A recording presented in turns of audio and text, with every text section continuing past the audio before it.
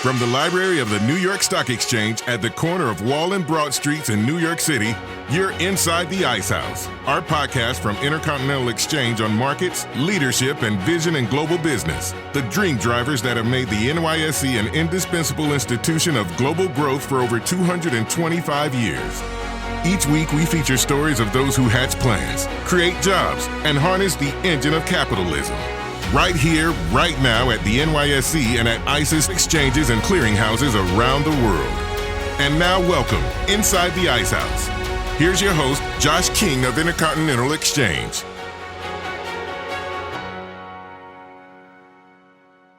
If you heard our podcast a couple of weeks ago with Dr. Matt Preventure of the Stedman Clinic in Vail, you know I was in the midst of what's known as a busman's holiday, where I took our Inside the Ice House microphones with me to the ski slopes as I recorded a couple episodes high in the Rocky Mountains with our portable recording kit, after, of course, dropping about 30,000 vertical feet or so per day on average during my brief little sojourn to visit my friends Douglas and Liz Smith. Today, the second of two episodes recorded in Vail.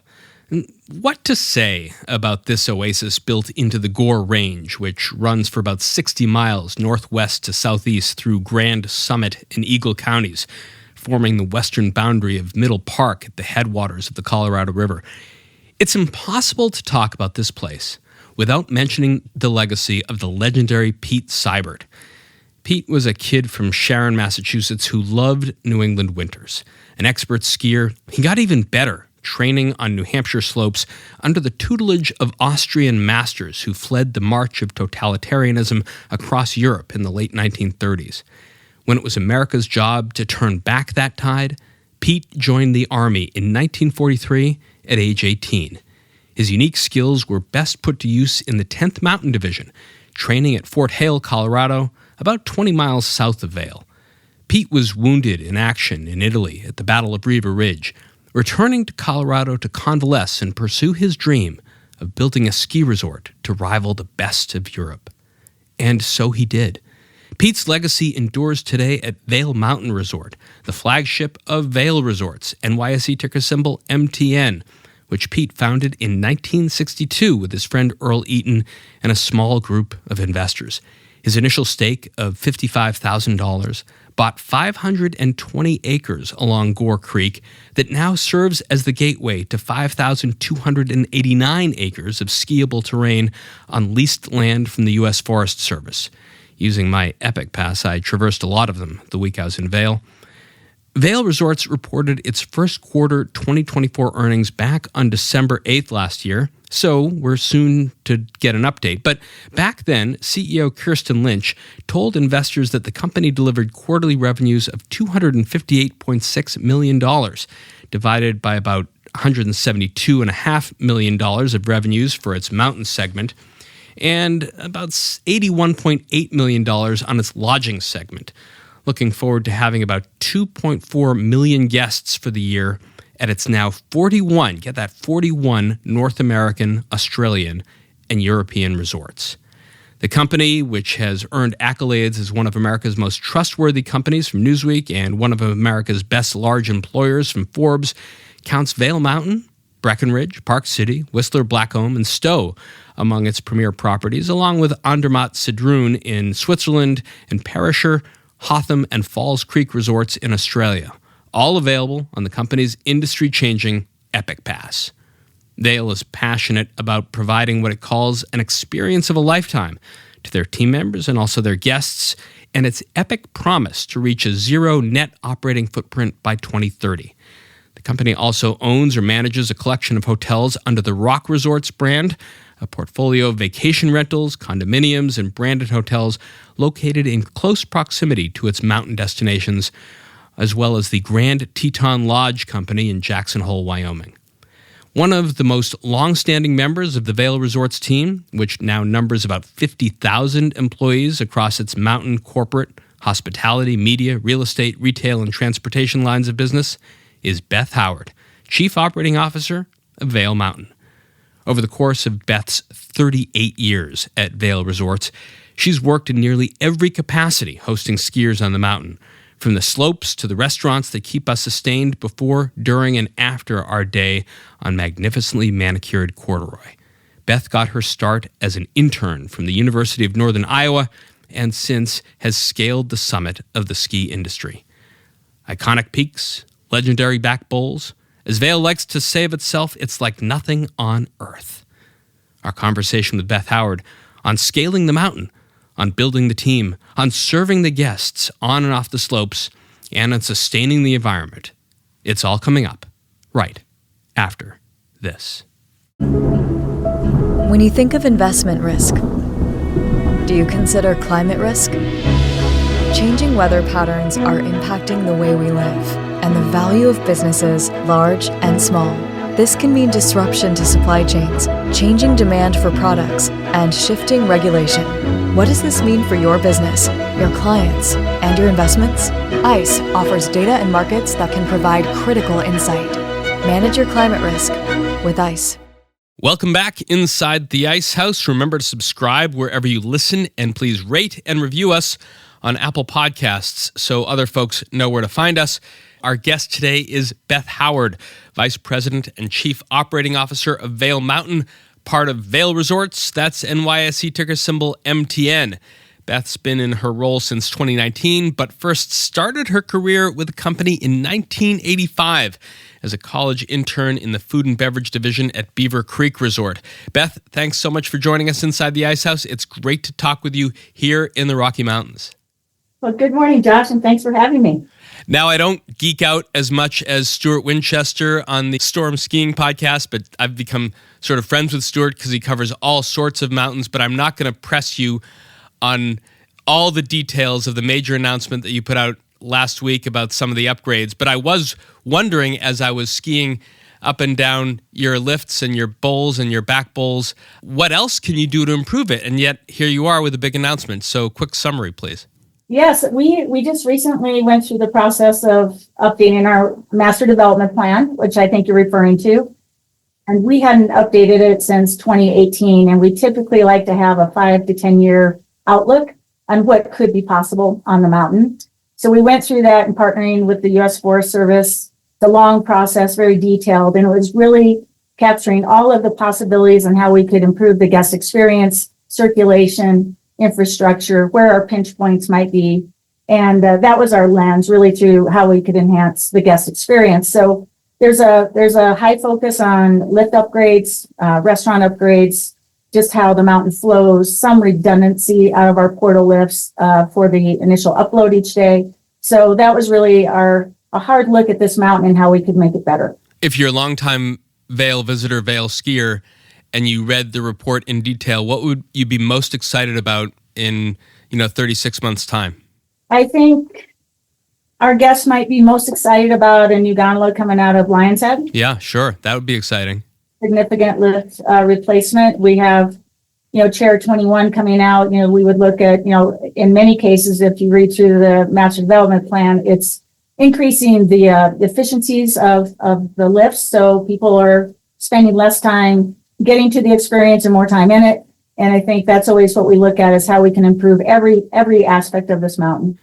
Vail Mountain's updated master development plan was accepted by the U.S. Forest Service and outlines proposed future improvements for the resort. These projects aren't approved or planned, but the MDP guides the long-range vision for the resort. So talking about every aspect of the mountain, Beth, it's about 8 o'clock mountain time as we are gathering around the microphones. Your lifts will be spinning for customers in about 55 minutes at 9. How's the season going so far for you? It's nice to start to see a regular cadence of snow. That didn't really start happening until mid-January. So we had an interesting start to the season where it was a warmer, drier start. But now we are into more of a typical pattern for Vail Mountain and for the Rockies, where every few days we're getting, 2 to 6 inches. We just had 2 inches overnight. It's snowing now.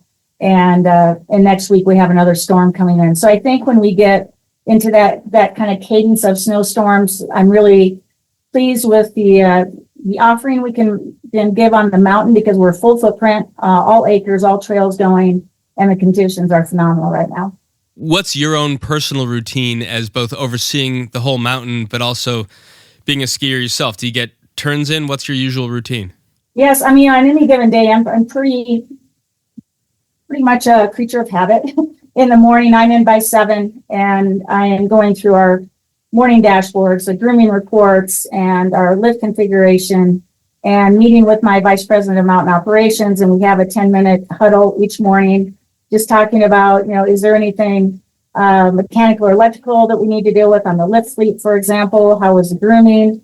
How's our staffing? What was our snowfall? What's our outlook for the next day? So we align first thing in that morning. So I call it my power hour from 7 to 8. I'm in and I'm just getting foundationally set for the day, gathering the information, talking to our mountain VP. And then as we go and open the mountain at 8:30, we have a full hour and a half where we've already aligned and we're checking in with all the operations who are out in the field and deploying staff so we can hit that 8:30 and we're ready for the day. And then once we are open and I hear on the radio all scheduled lifts are operating, which is one of my favorite radio calls, then we just execute the day. And we typically I can get out. I like the early mornings. I like to make sure that we have a good start to the day because I feel if we have a good start and upload with our gas, that first impression, the rest of the day flows pretty well. And then we will go out on a Saturday. I'm always out on Saturdays. Those are typically our busiest days of the week. And we will go out, work the portal lifts. We'll go out and just kind of follow the guests around the mountain where we can help with the experience anywhere we can. So it's very hands-on. I love it. I love being out on the mountain with the employees and the guests and just seeing the joy that we bring here.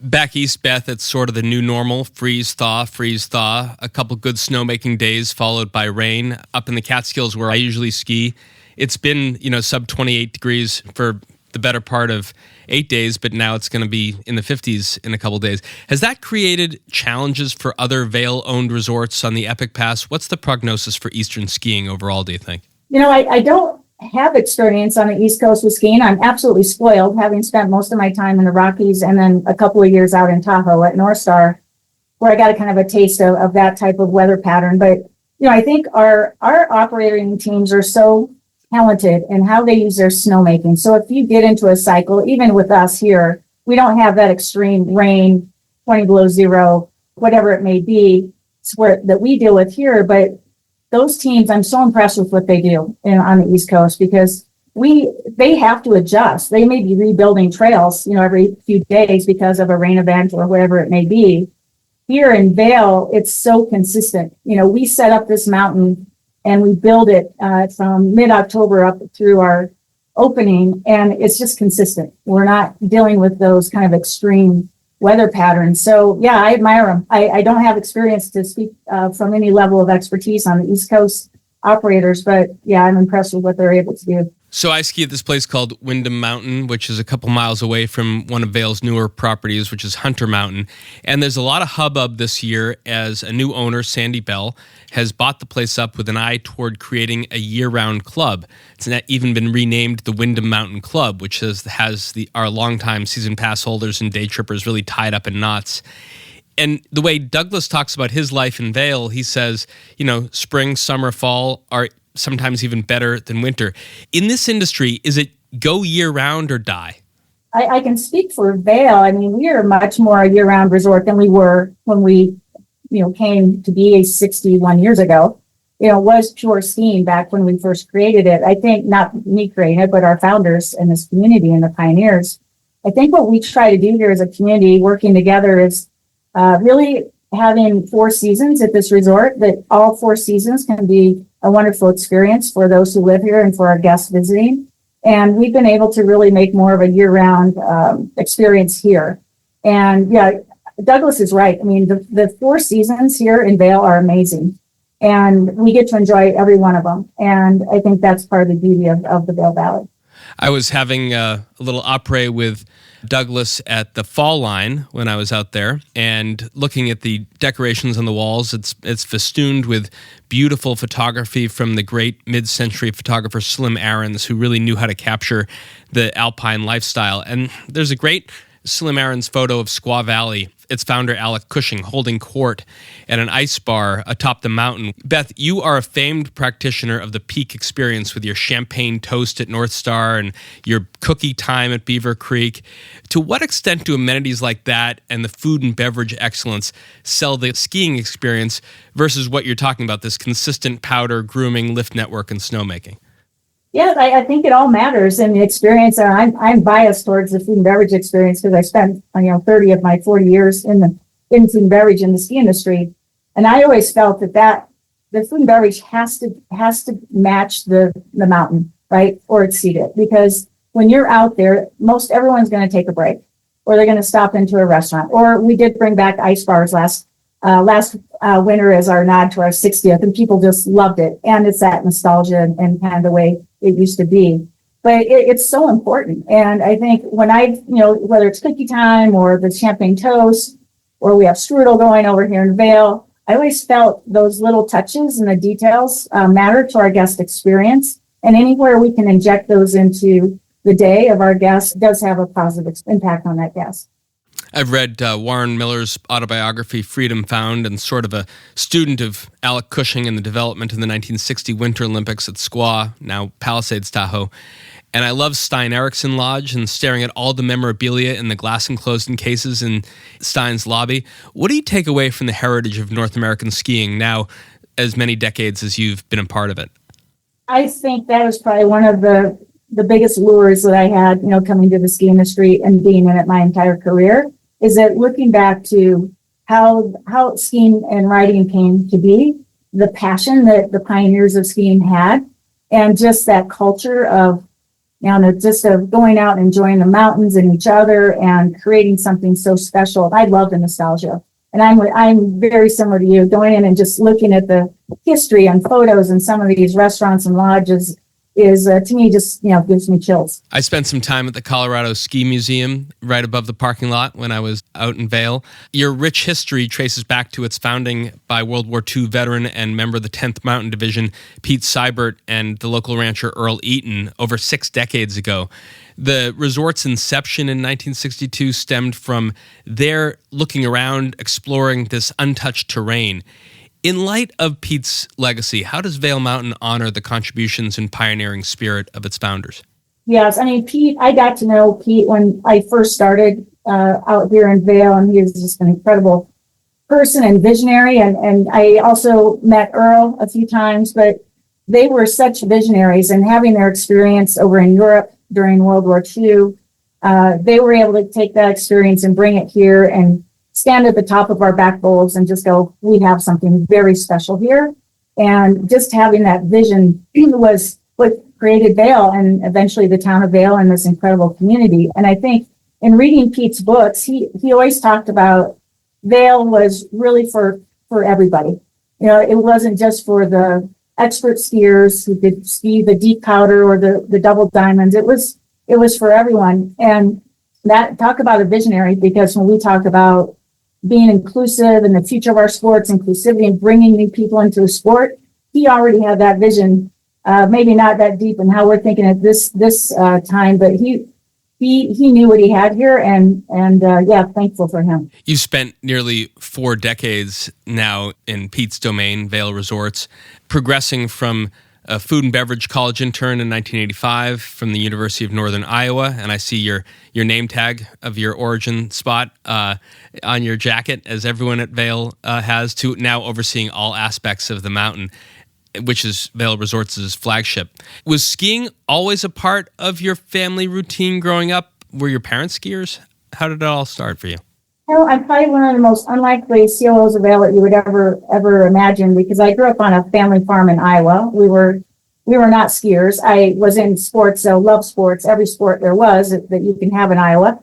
But we did make trips up to Afton Alps in Minnesota when I was a kid, and it was about 3 hours from our farm. So love skiing. We didn't do it much.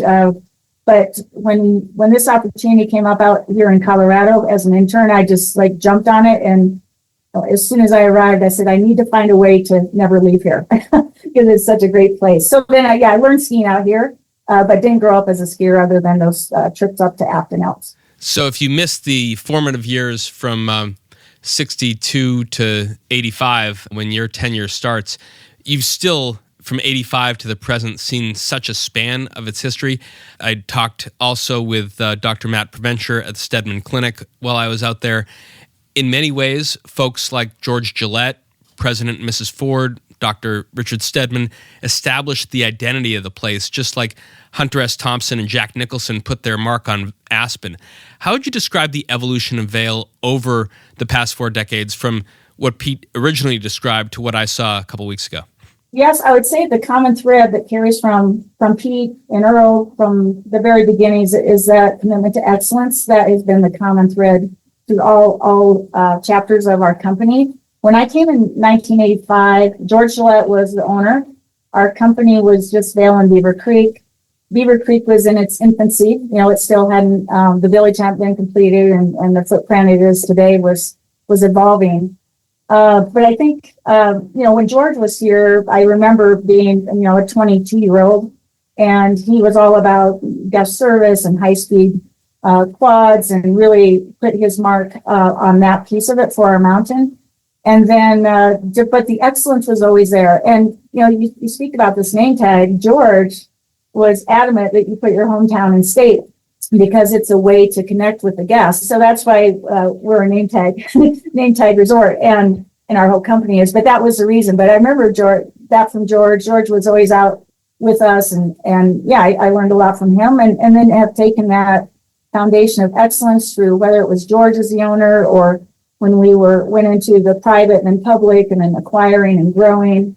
I've been here through all of those chapters of our company, and it's been fascinating to see it and also to be a part of it and also to grow with it. During your tenure in food and beverage, you crafted a couple notable dishes and experiences, such as the renowned Epic Mountain Burger, documented in that 2011 New York Times article. It could be Sunday River in Maine, or it could be Jackson Hole in Wyoming, the River House Barbecue in Big Sky. What goes into the Epic Mountain Burger, and what about burgers and skiing make the skiing experience? Yes, well, gosh, the Epic Mountain Burger, I'll go back and give you a little bit of context around that. So in my food and beverage career, at the time that the Epic Mountain Burger was released, I was overseeing our food and beverage line of business for our company. So that was the 4 years that I was in a corporate role. And I remember at the time we said, you know what, of all the wonderful offerings we give, signature dishes and healthy options and gluten-free and vegan, everyone still likes burgers. So if we're going to be in the burger business, let's make the best one that we can. So the Epic Mountain Burger was born. And it was really around fresh, never frozen. It was about a custom bun. It was about our special sauce, 2 patties, specialties, just the whole package. And it was really one of the first menu items we took across all of our F&B operations across the company. And at the time, I think it was 11 resorts. And it became kind of our stake in the ground that, we're going to have the best burger, and we're going to be the best at food and beverage. It matters with the guest experience, and that's how it was created. So if a person is so passionate about that side of the business, I'm curious what sort of attracted you to lead the resort as a whole. You were, as you said, vice president of mountain dining and clubs for all the Vail resorts before getting your first opportunity to lead North Star in 2014. Why make the move away from your stock and trade, your bread and butter, as it were? Yes, great, bread and butter. I think, when I reflect back, when I went into my corporate role as vice president of all of our restaurant operations, I had really kind of asked myself what's next, because I had hit the pinnacle of where I was going to go in food and beverage with our company. There was nowhere else to go. So I had to really think deeply, like, well, what's next? I knew for sure that I loved our company. I knew that I didn't want to leave the ski industry. And during all those times in food and beverage, I sat on senior leadership teams and worked for COOs and just incredibly talented people and senior leaders. So I had exposure to all aspects of the resort during that entire time. And I really fell in love with it. And I thought, well, what's next? The answer became, well, I would really like to throw my hat in the ring to maybe one day lead a resort. So at that time, I shared that interest with my leader and asked the question, a very vulnerable question, where are my gaps? What would I need to do to round out my skill set to even be considered to lead a resort? Because that's a big leap. And, our company has a culture of feedback and leadership development. And when I shared that, the feedback I got was, you've got decades of operational experience, but you don't really have the technical side of mountain operations, which I didn't. So I got to enter into a camp leadership program where I was assigned an executive committee mentor. I had a stretch project, and I had an individual development plan, which was learning the technical side of mountain operations. So those three components played out for over a year. So while I was overseeing our company's F&B operations, I was at the same time in this development program preparing me for a resort leadership role. So that was invaluable to me. And then the opportunity came, and I got my first GM assignment out at North Star in California. Talking about the technical side of mountain operations, a lot of folks who make a trip out west once a year or ski regularly from 9 in the morning to 4 in the afternoon, if they make it that far, they don't have a full appreciation of what goes on between 4 p.m. and 9 in the morning. Making snow, grooming it, servicing the lifts, checking for avalanche danger, preparing the next day's breakfast and lunch, looking at those menus. You operate sort of a Disneyland on snow. Take us behind the scenes like we would with the cast members of Disneyland to talk about what the team is doing when the lifts aren't spinning. Yes, I love that question. I think at the end of the day, we wrap up the mountain operations with our guests. We do final sweep around 4:30. At the same time, our grooming fleet is starting to deploy across the mountain. So once all of our guests are down, patrol has swept the mountain. All of the baffles and ropes and things are tidied up. So our groomers can go and groom our mountain. Each day at 2:00, before that night shift of grooming, there is a grooming huddle request list from operations saying, hey, we need some cat work done here.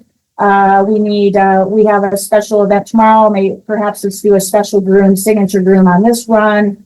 We talked about if it's a snow cycle, it's a totally different approach to having our snow groomers put travel routes on, readily available for the ski patrollers when they go up first chair to do snow control work, and deploying our lift operators. We need to have safe snowmobile and ski and ride routes so they can deploy to their locations.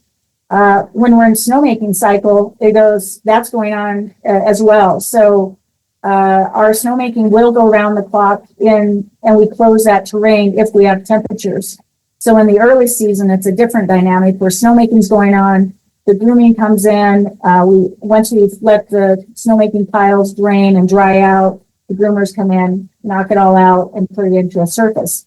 So there's different phases of this mountain, and it is fascinating just to go home. I'll leave at the end of the day. We've had our 3:00 huddle with operations. We have our grooming plan. We're looking at the weather, and we have our plan before we leave on what we intend to execute the next day. And then when I'm meeting with my VP of Mountain Operations at 7, we're saying, okay, where are we? Did this really happen? How's our grooming looking?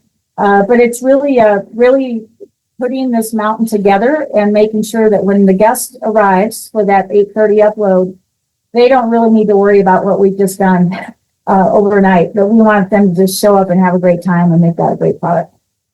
On day 2 that I was out there, Doug and I had lunch.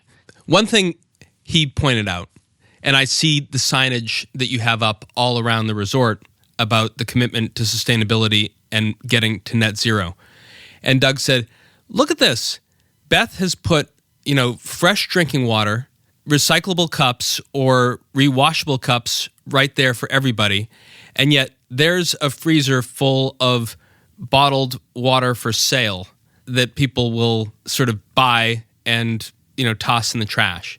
I know, you're in one hand trying to sort of encourage sustainability, but does it get frustrating to you that, people still want to buy disposable containers and not sort of take at least this one small step towards sustainability? Yes, I mean, I'll give a little more context around this as well. I'm happy, Douglas pointed out our recycle and composting stations. We are transitioning from single serve to durables. So those, when you saw the Pepsi cups at our water stations, those we just rewash and reuse. That's a step forward. The plastic bottles, we do sell those. Some people want to take a bottle of water with them and stay hydrated. So there is a guest desire for that. We do fully recycle those plastic bottles. So everything you see up there, we are either recycling, composting, anything we can to reduce anything going to the landfill. So, it's an evolution, and you'll see as we go on more durables being introduced. We have redesigned our dish rooms, our bus stations, which you probably saw at Mid-Vail, and really are trying to make sure that we get to this low footprint on our environment, and the durables you'll see more and more of. So beyond what you have right off I-70 in Colorado at the flagship resort, Vail Resorts currently operates 41 locations around the world, but there is a lot of anticipation around the 42nd resort. In November, Vail announced its intention to acquire Crans-Montana Mountain Resort in Switzerland. When that deal is consummated, it'll mark the company's second ski resort in Europe. How does collaboration and communication among the COOs, the GMs, and the executive team led by your boss, CEO Kirsten Lynch, work when new destinations are added or when current ones require increased help and guidance? You need to mentor someone who is put in a new leadership position like you were mentored when you asked for a leadership role. Yeah, well, I first say that, it's incredibly exciting to have resorts in Europe. They're incredible resorts, and I think it truly, aligns with our growth strategy of expanding into Europe with our resort network, and creates incredible value for our pass holders, around the world now. And I think when we see these new resorts come in, we kind of just put our arms around and bring them into the family and welcome them.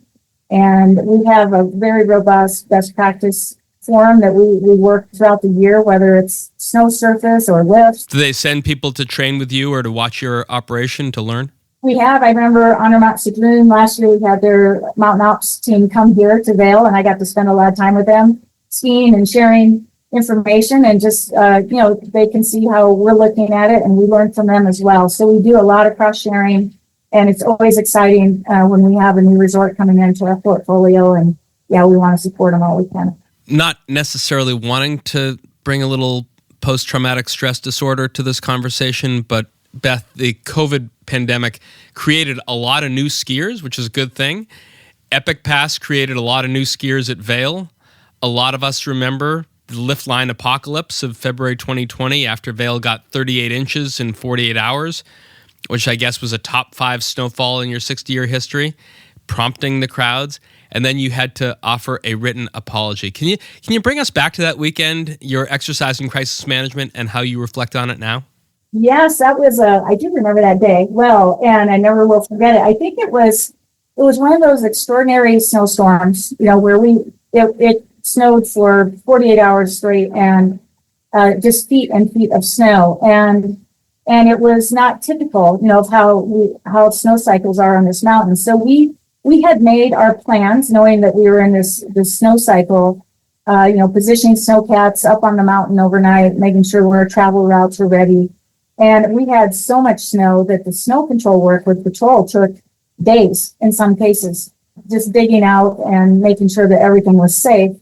And I think the pent-up demand for powder, it was, once, top 5 snowstorm, people came from everywhere. And so when that storm cleared out, Bluebird Day, we didn't have our full footprint of the mountain open because we were still doing snow control work, and we were not going to open anything that wasn't safe. So the train we did open, people, they seeked it out and they enjoyed it.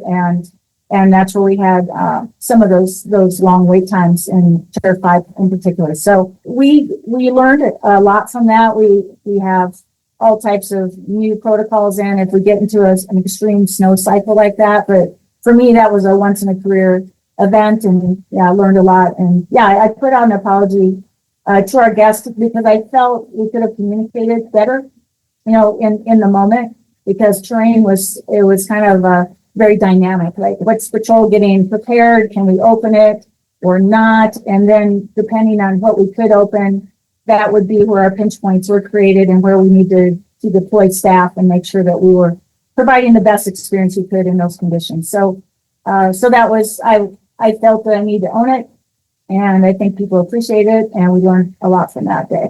So if that was now 3 years in the rearview mirror, some of the lessons actually put to use, managing distribution around the mountain since then, different ways in which you plan for that. Like, and this is something that Stuart Winchester loves to harp on, but, getting people out of Gondola 1 and out of Lion's Head up to sort of the more remote parts of the mountain, just because it's better to spread people around. What's the best way to do that?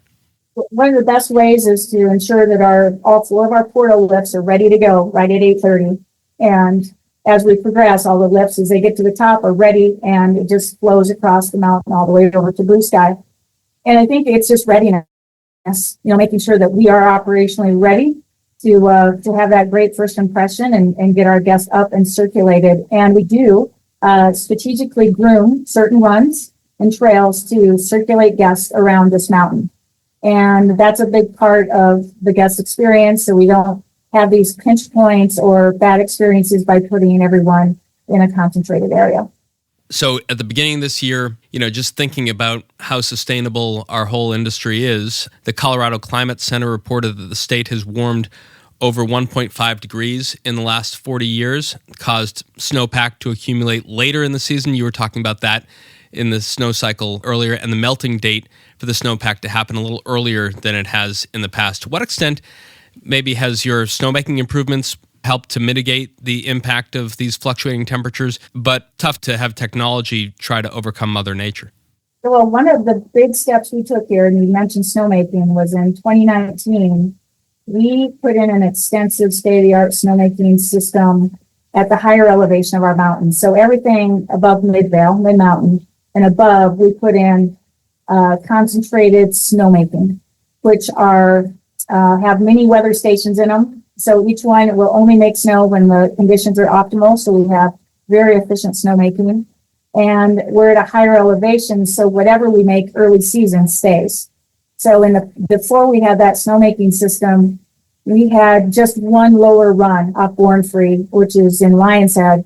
But it was hit and miss if we could get early season opening dates because of the lower elevation where that trail sat.